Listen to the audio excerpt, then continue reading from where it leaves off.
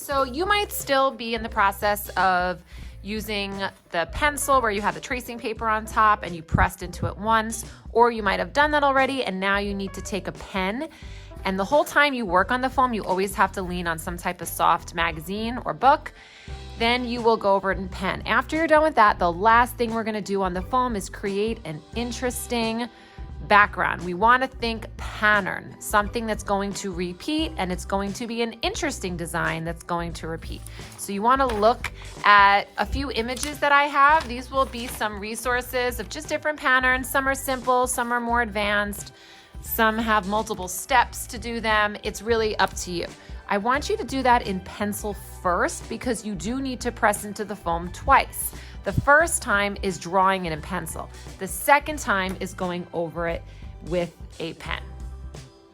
So I looked at some of the designs and I might do a combination of some of the ones that I see on here. I kind of like this one with the spirals that has almost like a flower design too.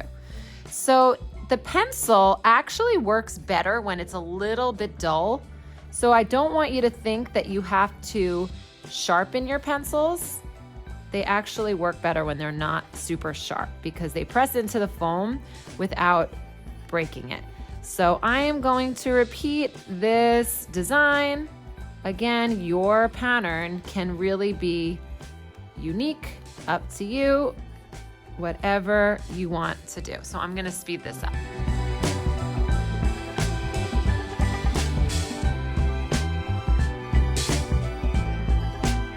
Pattern. If you have more of just your head and your torso, it's probably going to be less space. But if you have something smaller and you have your whole figure, then you're going to have a lot more space for your pattern. So you might want a more simple pattern if you have a lot of space to fill up. But if you don't have a lot of space to fill up and you have a good amount of time left, you could do something a little bit more detailed like mine was. I also filled in my pattern in whatever negative space you have. Negative space is the space around.